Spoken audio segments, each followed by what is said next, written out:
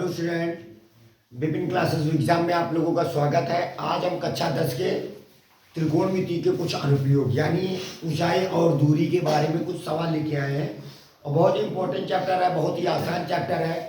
Concept जो भी है वो फिगर के ऊपर निर्भर करता है, यानी चित्र के ऊपर निर्भर करता है। तो सभी बच्चे हमारे प्यारे बच्चे चित्र को एकदम बेसिक समझेंगे, क्योंकि जो भी है वो सारा चित्र में है। चित्र को आप समझ गए तो सवाल ऑटोमेटिकली लग जाएगा। बात आ रही समझ में? तो चलते हैं। सबसे पहले हम उसका क्वेश्चन पढ़ेंगे, क्वेश्चन के माध्यम से उस सवाल का चित्र बनाएंगे। ठीक है, चलिए देखिएगा। जैसे हमारे पास यहाँ पे लिखा हुआ एक मंदिर, क्या बोला है? एक मंदिर तथा उस पर लगा पताका दंड क्षैतिज भूमि के किसी बिंदु पर क्रमशः 30 अंश और 30 अंश के कोण अंतरित करते हैं। यदि मंदिर की ऊंचाई 10 मीटर हो तो पताका दंड की ऊंचाई ज्ञात करो। इमेजिन करिए, ये हमारे पास क्या है? एक मंदिर है। दिमाग लगाइए कि ये हमारे पास क्या है? एक मंदिर है और मंदिर जानते हो भूमि पर स्थित होगा, हवा में तो रहेगा नहीं। ठीक है, और भूमि पर ये कहीं पर कोई बिंदु स्थित है। ये क्या है हमारा? ये क्या? इसका नाम रखिए ए और इसका नाम रखिए। तो ए भी ये क्या है? एक मंदिर है। और मंदिर के ऊपर बेटा तो कहता है मंदिर के ऊपर एक पताका लगा। पताका का मतलब होता है झंडा। क्या लगा है? एक झंडा लगा है। ठीक है, देखिएगा मंदिर के ऊपर झंडा लगा होते हैं, झंडा लगा होता है। तो ये हमारे पास एक झंडा लगा हुआ है। ठीक है, तो कहता है एक मंदिर है तथा उस पर लगा पताका। एक पताका का मतलब झंडा लगा दिया। पताका दंड क्षैतिज भूमि के किसी बिंदु पर क्रमशः क्षैतिज भूमि कहता है क्षैतिज भूमि के किसी बिंदु पर क्रमशः 30 अंश और 30 अंश के कोण बनाता है। मतलब इस भूमि से जो हमारे पास मंदिर का शिखर है, ये मंदिर का यहाँ पे जो कोण बना है वो 30 अंश का कोण बना है। कितना बना है? 30 अंश। और जो फिर इसी से जो पताका दंड लगा हुआ है, पताका दंड दिखा पड़ रहा है, ये पताका दंड है। तो ये भी कितना हमारे पास है? 30 अंश का हुआ। कितना हुआ? 30 अंश। मतलब अगर देखिएगा, कहता है एक मंदिर तथा उस पर लगा पताका दंड क्षैतिज भूमि के किसी बिंदु पर क्रमशः 30 अंश और 30 अंश का कोण अंतरित करता है। मतलब अगर मंदिर का ऊपरी वाला शिखर ये देखा जाता है तो हमारे पास कितने अंश का कोण बनाता है? 30 अंश का। और फिर उसी बिंदु से और पताका दंड देखा जाता है तो 30 अंश का बनाता है। आप सोचिए, इमेजिन करिए, तो थोड़ा अब ऊंचाई हो जाएगी तो कोण बढ़ जाएगा। तो इसका मतलब 30, ये कह रहा है 30 और 30 कितना हो जाएगा? 60। तो टोटल ये जो कोण हो जाएगा वो बेटा कितना हो जाएगा? 60 डिग्री हो जाएगा। और जो भी मंदिर खड़ा होता है वो कैसा खड़ा होता है? लंबवत खड़ा होता है, तो यानी 90 अंश का हो जाएगा। तो इसका नाम ए बी, सपोज दैट ये सी है और ये क्या है? डी है। एक बिंदु मान लीजिए। अब इसमें भाषा आपको लिखना होगा। भाषा क्या लिखोगे कि ए बी एक मंदिर है और मंदिर की ऊंचाई हमारे पास उसमें कितना दिया गया है? 50। बताइए कितना दिया गया है? 10 मीटर। एक मंदिर की ऊंचाई कितनी है? 10 मीटर। यानी जो ये मंदिर है, इस मंदिर की जो ऊंचाई है वो कितना हमारे पास? 10 मीटर है। कितना है? 10 मीटर ये मंदिर है। तो यहाँ पे हम क्वेश्चन को हल करेंगे, लिखेंगे माना ए बी एक क्या है? एक मंदिर है। एक मंदिर है। ठीक है, ए बी एक क्या हो गया? मंदिर हो गया। मंदिर है। और बी डी क्या है बेटा? बी डी एक पताका दंड है। पताका दंड है। पताका दंड है। ठीक है, अब इतना हो गया भाई। लॉजिक जो भी था हमने उसको लिख दिया। और ए बी बराबर हमारे पास कितना है? ए बी बराबर हमारे पास 10 मीटर है। यहां से लेकर यहां तक कितना है? 10 मीटर है। और हमसे कहता पताका दंड की ऊंचाई ज्ञात कीजिए। और हमने ये मान लिया पताका दंड की जो ऊंचाई है वो कितना है? h मीटर है। जितना ये पताका दंड है ना, तो इसकी ऊंचाई क्या हो गई? 10 मीटर हो गई। तो ए बी बराबर 10 मीटर और बी डी बराबर h मीटर। कितना है? h मीटर हमने मान लिया। अब ये बताइए कि हमारे पास कितने समकोण त्रिभुज है इस चित्र में? दो। एक त्रिभुज का नाम समकोण त्रिभुज का BAC है और दूसरे का नाम है DAC। मतलब एक छोटा वाला देखिएगा और एक बड़ा वाला देखिएगा। तो आप कोई भी त्रिभुज पकड़ लीजिएगा, कौन सा त्रिभुज पकड़ के लेके चले बोलिएगा? समकोण त्रिभुज, समकोण त्रिभुज BAC पकड़ लीजिए, त्रिभुज BAC से। अब इनसे बारे में चर्चा करेंगे। चलिए अब बताइए, हमको ऊंचाई से मतलब है और हमें आधार से मतलब है, और आधार आप मान लीजिएगा यहाँ पे x, यानी BC बराबर आप क्या मान लीजिएगा, सॉरी AC बराबर क्या मान लीजिएगा, x मीटर। कितना मान ले? x मीटर मान लीजिएगा। यहाँ से लेकर यहाँ तक की दूरी, यानी मंदिर के आधार से जहां पर वह व्यक्ति खड़ा हुआ है वहां के बीच की दूरी कितनी है? x metre. कितना है? x metre. अब बताइए, हमें लंब से मतलब है और आधार से मतलब है, हमें इससे कोई लेना देना नहीं है। तो आप क्या करो, क्या लगाओगे? tan थीटा लगाओ, क्योंकि tan थीटा बराबर लंब बटे क्या होता है? आधार। तो यहाँ पे हो जाएगा tan थीटा बराबर लंब, लंब का मान है AB बटे आधार का मान AC। इतनी बात समझ आई? और थीटा कितने डिग्री का कोण बना रहा है? 30 डिग्री का कोण बना रहा है। ठीक है, ये देखिएगा BAC जो वाला त्रिभुज पकड़ा है, तो यहाँ पे जो एंगल होगा वो कितना है? 30 डिग्री का। इधर देखिएगा बराबर AB का मान हमारे पास कितना है?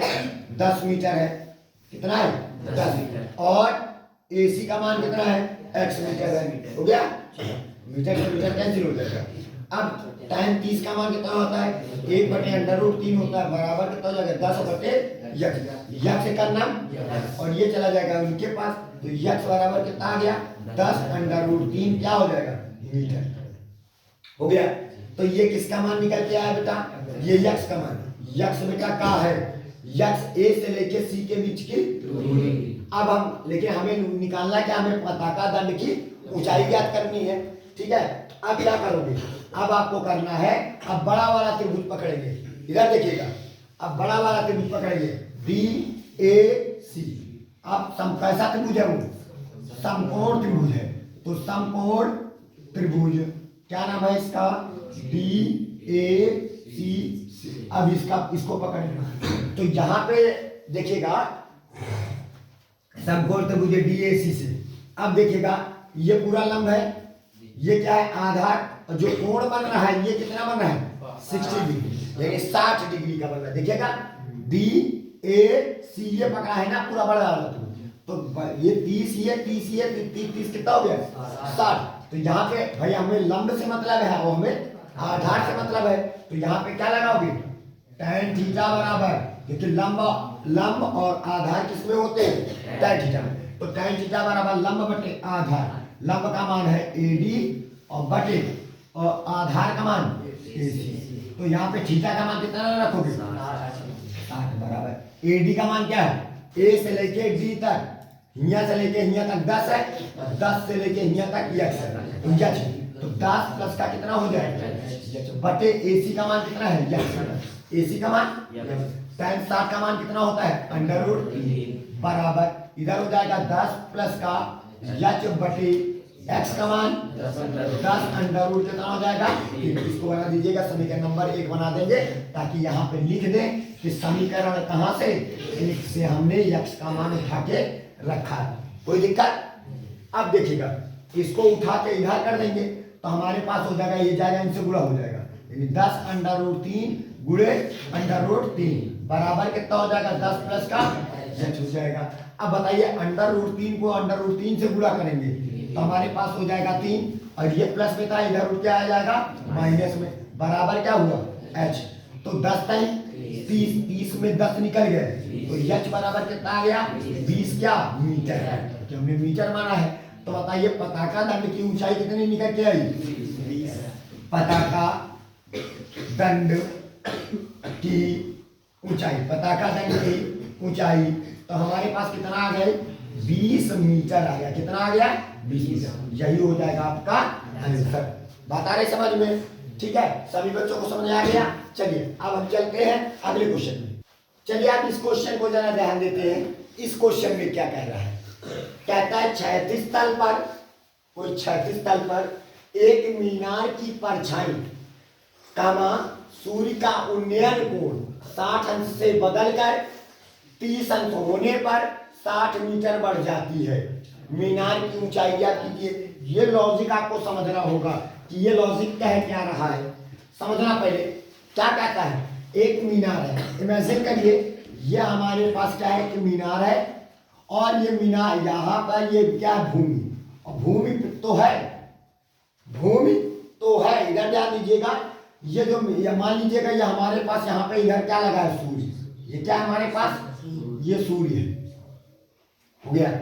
जब यहाँ पे सूर्य है तो जब सूर्य, याद रखना जब सुबह में होती है तो सूर्य पीछे रहता है तो परछाई कहाँ बनती है, आगे बनती है।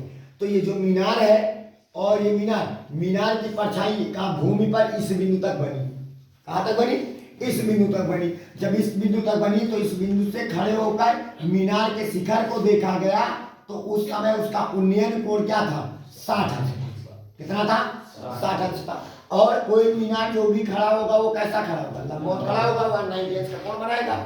अब बताइए 60 अंश से 30 अंश होने पर 40 मीटर बदल गया, मतलब अब बताइए यहाँ पे था तो कुछ समय वक्त बीता, सूर्य थोड़ा और पीछे चला गया। जैसे सूर्य पीछे जाएगा तो परछाई की लंबाई और बढ़ जाएगी। पता है सूर्य जब ऊपर आता है तो परछाई हमारी छोटी होती चली जाती है, पता है। अब देखिएगा जो सूर्य हमारे पास के और पीछे चला गया, कितने पीछे चले गए समझिए तो 40 मीटर पीछे चला गया। यहाँ से इस बिंदु से इस बिंदु तक कितना हो गया, 40 मीटर का हो गया। कितना हो गया, 40 मीटर। यहाँ से लेकर के यहाँ तक 40 मीटर हो गया। अब पता नहीं मीनार से इस बिंदु के बीच की दूरी कितनी थी, हमने उसको मान लिया x मीटर, और ये जो मीनार की ऊंचाई है उसको मान लिया हमने h मीटर। क्या मान लिया, h मीटर। ये हो गया। ध्यान देना बच्चा, पहले ये बात है किसी चीज से जितना दूर जाओगे तो उसका एंगल उतना ही कम होता चला जाएगा। जैसे मीनार के पास में थे तो कोण देखिएगा हमारा बड़ा बना, जैसे ही हम मीनार से दूर होते जा रहे हैं तो हमारा कोण भी क्या हो रहा है, छोटा होता जा रहा है। देखिए 60 अंश से कितना हो गया, 30 अंश हो गया, तो ये 30 डिग्री का हो गया। और पीछे जाएंगे तो 30 से छोटा हो जाएगा अगर उसी चीज को देखेंगे। बता रहे समझ में, मतलब किसी चीज को देखने के लिए, जैसे हम कभी क्या होता है, कभी हम कहीं पर खड़े होते हैं, मान लिया अपने घर के पास खड़े होते हैं, अपने घर के पास, तो घर का जो शिखर देखते हैं तो आपका जो मुंडी ज्यादा ऊपर करना पड़ता है, मुंडी आपकी ज्यादा ऊपर करना पड़ता है। जैसे ही हम पीछे थोड़ा जाते हैं तो हम मुंडी को कम उठाना पड़ता है, और पीछे जाओगे तो और कम करना पड़ता है। तो ऐसे ऐसे हमारी जो ये एंगल है ये वो क्या होती है, धीमे धीमे कम होती चली जाती है और हमारा एंगल भी छोटा होता चला जाता है। याद रखना जैसे किसी चीज को मीनार के हम अत्यधिक पास में खड़े होंगे तो कोण ज्यादा बनेगा। मीनार से हम जितना दूर होते चले जाएंगे कोण हमारा उतना ही छोटा होता चला जाएगा। ये लॉजिक आप समझ लीजिएगा। ये मत सोचिएगा कि हम किसी चीज के जितना दूर जाएंगे कोण उतना बढ़ेगा, ऐसा नहीं।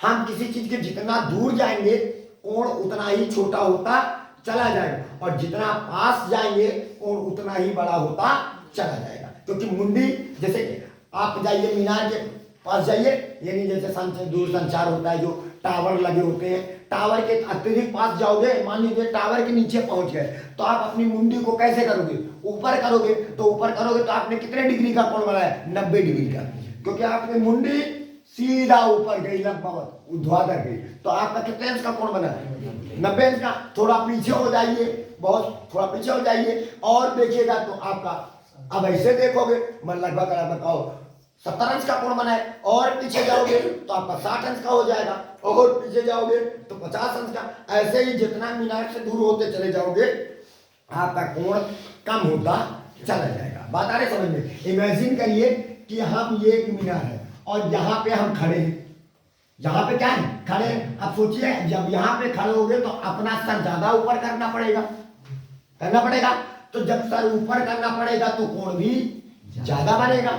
और हम दूर चले जाते हैं, मान लीजिए इधर आ गए, अब बताइए सर ज्यादा ऊपर करना पड़ेगा, नहीं, अब सर कम ऊपर करना पड़ेगा। इसको देखो ज्यादा सीधा, इसकी अपेक्षा ज्यादा ये स्लोप ले रहा है, तो ये कोण कम हो जाएगा। ये ज्यादा है और ये क्या हो जा रहा है, कम है, और पीछे जाएंगे तो और एकदम पैरेलल हो गया, तो और कम हो जाएगा।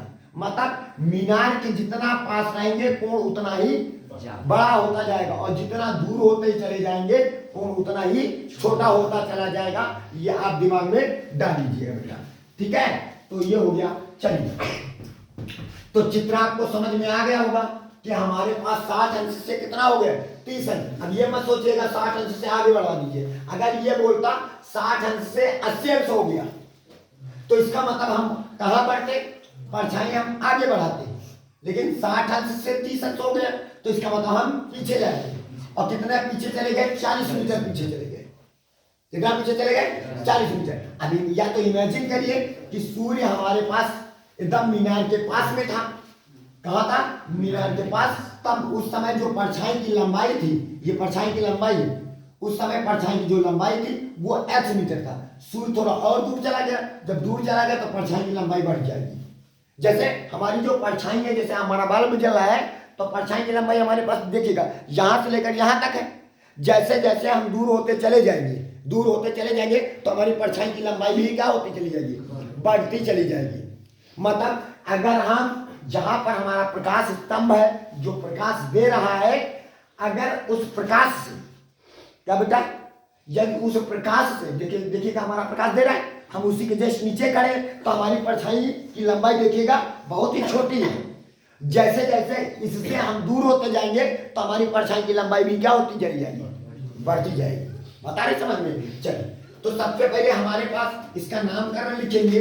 ये हमारे पास ए है, ये बी है, ये सी है, और ये क्या बेटा, डी है।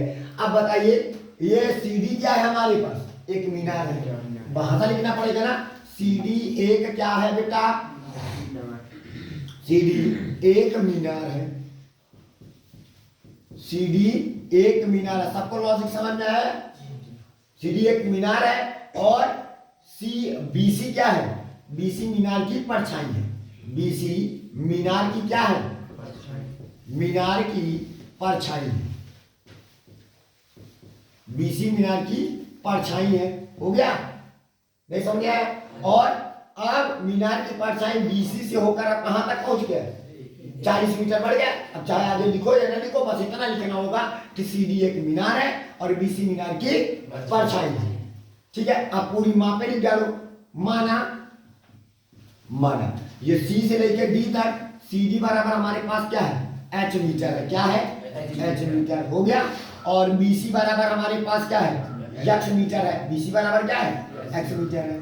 और ये हमारे पास ए से लेकर के बी तक कितना दिया गया है, ए बी बराबर 40 मीटर। कितना दिया गया है, 40 मीटर का दिया गया है। अब बताइए तुम्हारे पास कितने समकोण त्रिभुज बन रहे हैं, दो। एक समकोण त्रिभुज बन रहा है, क्या नाम है, डी सी ए बन रहा है, और एक का नाम है डी सी बी बन रहा है। आया, क्योंकि दो एंगल 30 और 60 बन रहा है तो समकोण त्रिभुज 30 और 60 के साथ ले लेते हैं। अब बताइए पहला कौन सा समकोण त्रिभुज पकड़ेंगे हम, बोलिएगा, समकोण त्रिभुज। समकोण त्रिभुज कोई भी पकड़ लीजिएगा आप, डी सी बी पकड़ लीजिएगा, डी सी बी से। अब हमको लंब से मतलब है और आधार से मतलब है, टैन से हमारा कोई लेना देना नहीं। तो बताइए लंब और आधार किसमें होता है, टैन थीटा में। तो यहाँ पे लिखेंगे टैन थीटा बराबर लंब बटे आधार। लंब का मान है सी डी और आधार का मान है बी सी। इतनी बात समझ आई। टैन लिखेंगे, थीटा का मान कितना है, 60 डिग्री। थीटा का मान, जब ये वाला त्रिभुज पकड़ा है तो बताइए थीटा का मान कितना हो गया, और सीधी का मान कितना है एच, और इसका मान कितना है, tan 60 का मान कितना होता है, √3 होता है। तो tan 60 का मान है यहाँ पे √3 लिखेंगे, बराबर क्या लिखेंगे, एच बटे क्या हो जाएगा, एक्स हो जाएगा। नहीं समझ में आया। अब देखिएगा, अब यहाँ पे ये भर जाएगा इनके पास और ये चलाएगा इनके पास। हमें क्या ज्ञात करना है, हमें मीनार की ऊंचाई यानी एच का मान ज्ञात करना है। किसका मान, तो ये चला जाएगा एच ऊपर और √3 चलाएगा नीचे, तो एच बटे कितना हो जाएगा, √3। यानी एक्स का मान हमने एच के पदों में ज्ञात कर लिया। तो समीकरण नंबर क्या बना लीजिएगा, 1 बना देंगे। कोई दिक्कत, ये एच ऊपर चला जाएगा और √3 नीचे चला आएगा। ठीक है। अब आप कौन सा त्रिभुज पकड़ेंगे, आप पकड़िए फिर समकोण त्रिभुज कौन सा पकड़ेंगे? डी सी ए पकड़ेंगे। अभी तक भी पकड़े थे, अब ये डी सी समकोण त्रिभुज डी सी ए। थोड़ा लॉजिक समझ में आ रहा है कि नहीं आ रहा है? तो अब फिर हमको लंब से मतलब है और आधार से मतलब है। तो बताइए क्या लगाओ? tan थीटा बराबर लंब बटे आधार। लंब का मान है सी डी और आधार का मान यहां से लेकर यहां तक क्या है? ए सी। हो गया। थीटा का मान कितना रखोगे? 30 डिग्री। कितना रखोगे? क्योंकि इस बार ये वाला दिया ना त्रिभुज, तो इसका एंगल 30 से रखेंगे, 30 डिग्री बराबर CD का मान कितना है? यच। और AC का मान हमारे पास AC 40 प्लस का क्या रखोगे? तो यहाँ हो जाएगा 40 प्लस का यच हो जाएगा। इतनी बात सबके समझ में आई? अब बताइए tan 30 का मान हमारे पास कितना होता है? 1/√3 बराबर यच लिखेंगे 40 लिखेंगे प्लस का यक्स का मान हमने कितना निकाला है? यच बटे √3। इसको हमने कहां से किया है? समीकरण 1 से किया है। इतनी बात सबको समझ में आई? इसको झूला झूला देंगे, झूला झूला के पलटा मार के कहां चला जाएगा? ऊपर। नहीं समझ में आया तो हमारे पास 1/√3 हो जाएगा बराबर यच बटे, देखिएगा कैसे इसको झूला झूलाया तो 40/√3 हो जाएगा। अब प्लस का क्या हो जाएगा? यच पूरे के बटे √3 पलटा मार के ऊपर चला जाएगा। कोई दिक्कत? अब यहाँ पे देखिएगा त्रिज्या गुणा कर देंगे, ये चला जाएगा इनके पास, ये चला जाएगा इनके पास, तो हमारे पास बोलिएगा कितना आ जाएगा? 40/√3 प्लस का क्या हो जाएगा? यच कैलकुलेशन है सिर्फ इधर, और ये √3 को √3 से गुणा करेंगे तो 3 आ जाएगा इंटू यच। प्लस में था माइनस में, तो 3h माइनस का यच बराबर कितना हो जाएगा? 40/√3। अब बताइए 3h में एक h को निकाल दिया जाए तो कितना हो जाएगा? 2h हो जाएगा बराबर 40 कितना हो जाएगा? तो 2 से काटेंगे तो 20 आ जाएगा। तो यच बराबर हमारे पास कितना आ गया? 20/3। ये यच का मान निकला है और यही यच का मान हमें चाहिए था। यच है कौन? मीनार की ऊंचाई। तो आपके पास मीनार की ऊंचाई कितनी आ गई? देखिएगा मीनार की ऊंचाई, मीनार की ऊंचाई हमारे पास कितनी आ गई है? 20/3 मीटर। ये आगा आपका आंसर कितना? मीटर। यही हो जाएगा बेटा आपका, क्या आ जाएगा बोलिएगा?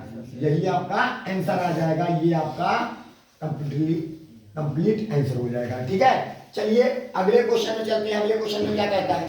चलिए आप देखेगा इस सवाल को, कहता है एक मीनार के आधार से कोई मीनार बनाइए। जैसे हमने क्या बना दिया कि मीनार बना दिया, ठीक है। और कहता है एक मीनार के आधार से, ये मीनार का आधार है, लॉजिक समझिएगा सभी लोग। एक मीनार है और मीनार का आधार से जाती हुई, देखिएगा बहुत, ये मीनार कहाँ पे स्थित होगा? पृथ्वी पर स्थित होगा। कहता है मीनार के आधार से जाती हुई दो दूरियां। मीनार के आधार से कितनी दूरियां हैं? 2। मीनार के आधार से जाती हुई एक दूरी यहां से लेकर यहां तक कितना है? a metre. कितना है? a मान लीजिएगा कितना है? a। और दूसरा मीनार के आधार से यहां तक की दूरी क्या है? b। ये कितना है हमारे पास? वो कहता है b है। मीनार के आधार से जाती हुई दो दूरियां, मीनार का आधार ये, आधार से एक दूरी हमारे पास a है और मीनार के आधार से दूसरी दूरी क्या है? b है। हो गया? नहीं समझ में आया? अब दो दूरियां a तथा क्या है? b पर स्थित दो बिंदु, एक बिंदु ये है, इसका नाम रख लीजिएगा, कुछ भी रख लीजिए, मान लीजिएगा हम रख लेते हैं इसका नाम p और इसका नाम रख लेते हैं, क्या रख लेते हैं? q। दो दूरियां p तथा q है, ठीक है। स्थित दो बिंदुओं से मीनार की चोटी के उन्नयन कोण का मतलब क्या होता है? कि व्यक्ति यहाँ पे खड़े होकर मीनार के शिखर को देख रहा है। हो गया? यहाँ पे खड़े होकर किसको देख रहा है? मीनार के शिखर को देख रहा है। दोनों व्यक्ति, पी भी देख रहा है और क्यू भी देख रहा है। यहाँ तो दोनों कोण एक दूसरे के क्या है? कोट पूरा कोण है। कोट पूरा कोण किसे कहते हैं? तो वह कोण जहाँ दो कोणों को जोड़ा जाए, दोनों कोणों का जो योग हो वो 90 अंश हो, तो वे दोनों कोण एक दूसरे के क्या कहलाते हैं? कोट पूरा कोण कहलाते हैं। यानी दो कोणों को जोड़ने पर, ये पहला कोण है, ये दूसरा कोण है, दोनों कोणों को जोड़िए, उनका योगफल कितना आ जाए? 90 अंश आ जाए, तो वे दोनों कोण, ये भी कोण, ये भी कोण, दोनों कोण एक दूसरे के क्या कहलाते हैं? कोट पूरा कोण कहलाते हैं। जैसे इमेजिन करिए कि हमने आपसे पूछा 30 अंश का पूरा कोण क्या होगा, तो आपको बताना है 90 में इस 30 को घटा दीजिए तो कितना आ जाएगा 60। अभी तो 60 और 30 करोगे तो 90 आएगा। तो 60 अंश का पूरा कोण क्या होता है 30 अंश, और 30 अंश का पूरा कोण क्या होता है 60। जैसे आपसे पूछे 40 अंश का पूरा कोण क्या होगा, तो आप कहोगे 50 अंश, क्योंकि 90 में 40 को घटाओगे तो कितना आ जाएगा 50, दोनों को जोड़ोगे तो 90 आ रहा है कि नहीं आ रहा है। तो 50 अंश का पूरा कोण क्या होगा 40 अंश, और 40 अंश का पूरा कोण क्या होता है। जैसे आपसे कहें कि 45 अंश का पूरा कोण क्या होगा, तो 45 अंश होगा, क्योंकि 90 में 45 को घटाओगे 45 जोड़ोगे तो 90 आ जाएगा। जैसे हम उनसे पूछे थीटा अंश का पूरा कोण क्या होगा, तो 90 में थीटा को घटा दीजिए तो 90 माइनस का थीटा, दोनों को जोड़ोगे तो थीटा थीटा करके 90 आ जाएगा। समझ आए। तो कोण पूरक समझ में आए, दो कोणों को आपस में जोड़ा जाए तो दोनों कोणों का योगफल कितना है 90 अंश है, तो वे दोनों कोण एक दूसरे के क्या कहलाते हैं कोण पूरक कोण कहलाते हैं। इमेजिन करिए अगर ये थीटा है, कितना है, तो ये कितना होगा, तो ये 90 माइनस का थीटा हो जाएगा, क्योंकि दोनों कोण एक दूसरे के क्या है, ये कोण और ये कोण एक दूसरे के क्या है कोण पूरक कोण है। तो सिद्ध कीजिए कि मीनार की ऊंचाई, हमें सिद्ध क्या करना है, जो मीनार की ऊंचाई है ना, मीनार की ऊंचाई को क्या मान लेते हैं यच। ये मीनार है, इसका नाम है ए, इसका नाम है बी। ए बी क्या है मीनार है, और मीनार की ऊंचाई हमने क्या माना है यच मान लिया है। पहले बताइए इतनी बात सबको समझ में आई कि नहीं आई। अब इसको हम सॉल्व करते हैं, पहले तो भाषा लिखेंगे, थोड़ा सा चित्र बन के तैयार हो गया हमारे पास। चलिए बताइए, माना ए बी एक क्या है, एक मीनार है, ए बी एक मीनार है।